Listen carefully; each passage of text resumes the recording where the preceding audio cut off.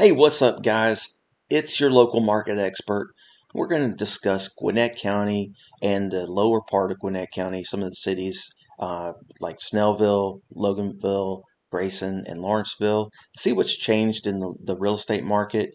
Also, I have a report from CoreLogic that goes over what's going on nationally, and we'll discuss what's going to be happening going into 2024. And also, lastly, we're going to talk about the interest rates and maybe discuss a little bit about what we could do to help with your interest rate. I got some news for you. It's not looking good. All right, what we're going to take a look at is Gwinnett County over the past 7 days. We've had 102 new listings. We've had 34 houses come back on the market, and also we've had 129 pendings, which is meaning is that we're seeing more homes go under contract than listed currently. Also, we see that there's 119 closed. So what that means is there's less homes on the market in this past 7 days than there have been in the past. Let's take a look at the total listings that are going on in Gwinnett County. Right now, move my screen here. There's 1,351 homes total in Gwinnett County. And we're going to kind of dive a little bit further into the south part of Gwinnett County and focus more on Grayson, Snellville, Lawrenceville, and Loganville. So we're going to talk about that. So as you can see from that data, we're still not seeing a lot of inventory. And going into fall, I don't know if we're actually going to see an increase in inventory. Notoriously, the fall season, we don't see many houses hit the market. So I think we're going to still see low inventory in those South Gwinnett cities going into 2024. All right, what we're going to do is dive into Gwinnett County and more importantly, the south part of Gwinnett County. We're going to focus on Loganville, Lawrenceville, Grayson at the moment. I'll bring in Snellville in just a little bit.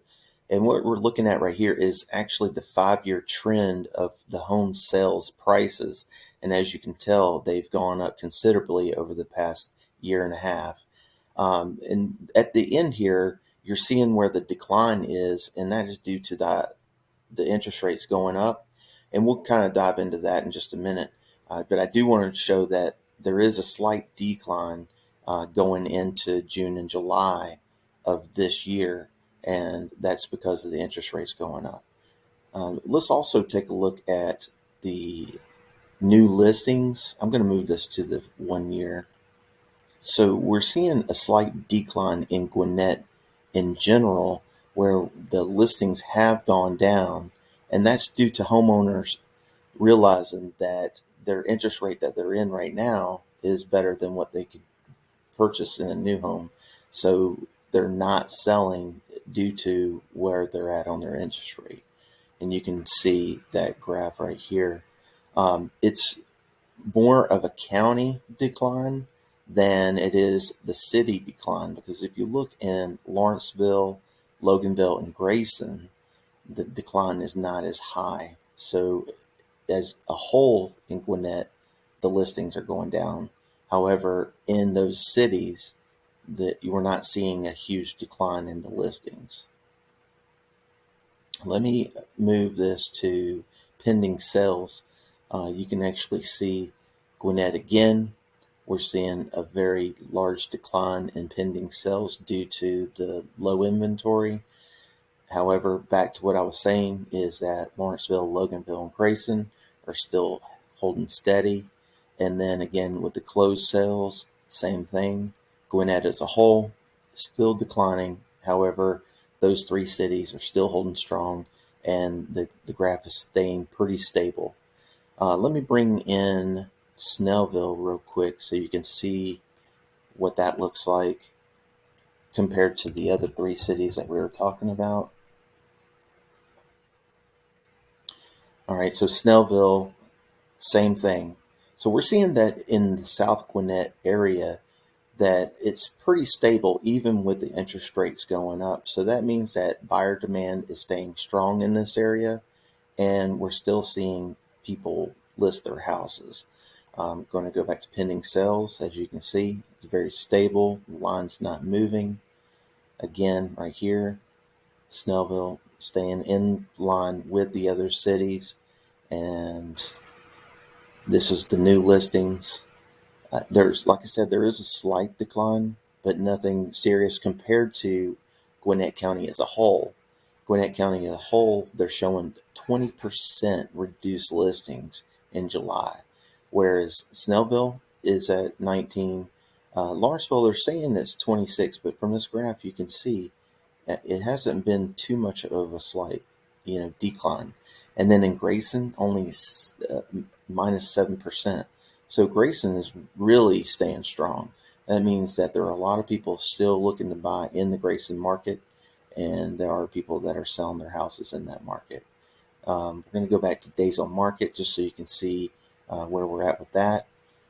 Days on market, they're showing that Gwinnett County in an average is at 15 days on market. Snellville 16, Lawrenceville 15, Grayson 18.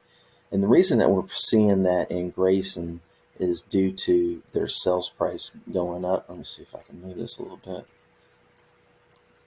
See if you notice, the other cities, their average sales price is a lot lower than what Gwinnett County's average is. However, Grayson is staying right along with that average sales price for the whole county. So Grayson's seeing a lot of growth over the past few years, and we noticed that with their sales price matching up with all of Gwinnett County. All right, now that we really discussed what's going on at a local market in Gwinnett County, we're going to discuss the CoreLogic report nationally. But before we get into that, we're going to get into the interest rates real quick and show what's happening with that, and also some solutions as far as what you can do to get a buy now with a lower interest rate so that you can refi later. So let's dive into that. All right, let's dive into the mortgage rates. So what we have seen over the past few years is the rate gradually going up. This right here is showing that at a 7.24 at the end of last year, and now we are at the highest rate in the past 10 years at 7.49%. Right there is what I was talking about earlier, while we're seeing a gradual decline in listings of homes. Sellers are more concerned about what rate they locked in and what they can get now when they're buying a house. We're going to kind of go over that with a mortgage calculator and show you, what the rate does to your loan, and also what the value of that can change as far as if you end up with a mortgage where you can get a buy down for the first couple years. So that way you can show the affordability until the rates do go down. We have heard reports where they might go down in 2024. If that happens, what you could do is buy now and then refi at the end of 2024 or maybe in 2025, and then still take advantage of the low price on houses. I know that's kind of crazy to say that. However, all the reports that I've seen are showing that home values will increase over the next year. So that means that if you wait, you're going to be paying more for the house, and the rate could go down, but we don't know. So there's a chance that you're taking on that. So it might be beneficial to take advantage of purchasing at this price and then doing some type of rate buy down now and then refinancing later. And so we're going to discuss that in the next option here. One of the great things that we have on our website at eastgeorgiahomes.com is our mortgage calculator. And it's like what I was talking about earlier. You can punch in your home sale price, which I'm going to use the average for Gwinnett County, which is at $448,000. And if you did a down payment of 20% and the rate that you ended up with was the 7.49, hopefully you'll be able to get something lower. And the tax is at $5,000. I just set a general tax, and then I put an insurance at $2,000. Your mortgage payment would be roughly at $3,044 a month. Now, what I was talking about earlier was options to reduce your interest rate for 2 years and then refinance when the rates did go down. So if you did that, it's called a 2-1 buy down. So what your first year, instead of 7, it would be 5.49. and that would end up being $25.73. So that's a huge savings per month over your first year on the mortgage. And like I said, if the rates do go down in 2024, it would definitely make sense to refinance at a different rate and lock that in. However, if 2024 does not see interest rates going down, then in 2025, your interest rate would go to 6.49, and that comes out to 2803. You're still at a huge savings for the second year of your home mortgage. And at that point, hopefully the rates have gone down. If they haven't, then that means that you locked in at 7.49. And if the rates are higher, then you've actually saved yourself from a higher interest rate and you've been living in your house for 2 years. All right, so here we are at the CoreLogic report that I was talking about earlier, where it was discussing the U.S. home price insights. It just came out on August 1st. They are showing that nationwide they are seeing distress sales going up, and they are seeing home values slightly decreasing at a national level. The good news is like I had discussed earlier, is that we are going to see an increase in home sale value going from 2023 to 2024. CoreLogic says that it's going to be about 4.3%. I have seen other sources quote around 6%. All of these are guesses. However, they are all showing that home values are going to go up over the next year. So that tells us that even with the rates being as high as they are, we're not going to see home values drop drastically like they have in the past.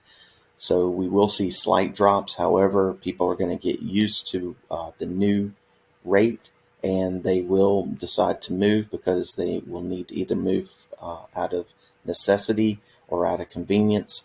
So we shouldn't see a large drastic decrease in home value.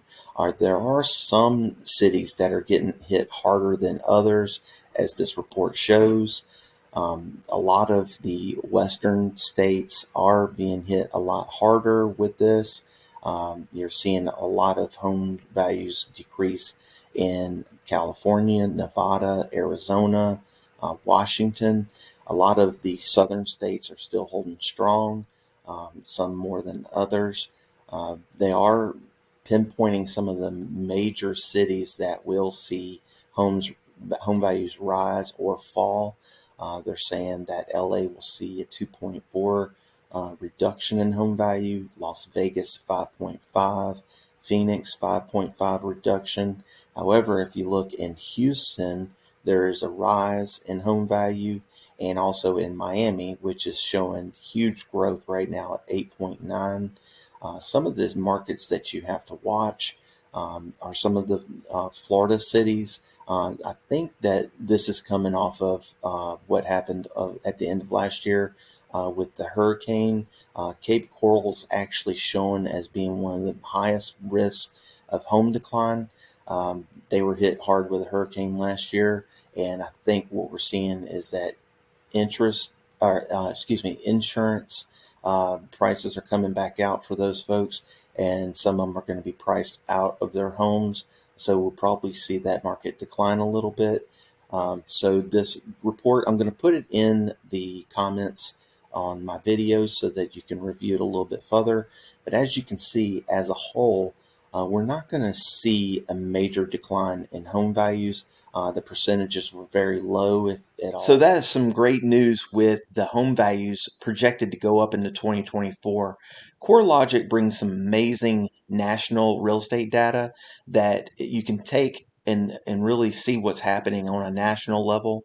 I really enjoyed seeing that Georgia is staying strong and that the home values are increasing. Hopefully that'll continue going into the fall market. And if you want any more information about Gwinnett County and the surrounding counties like Walton, Newton, Rockdale, Barrow, please reach out to us and I can give you a more detailed report on those counties as well. And we look forward to seeing you on the next video.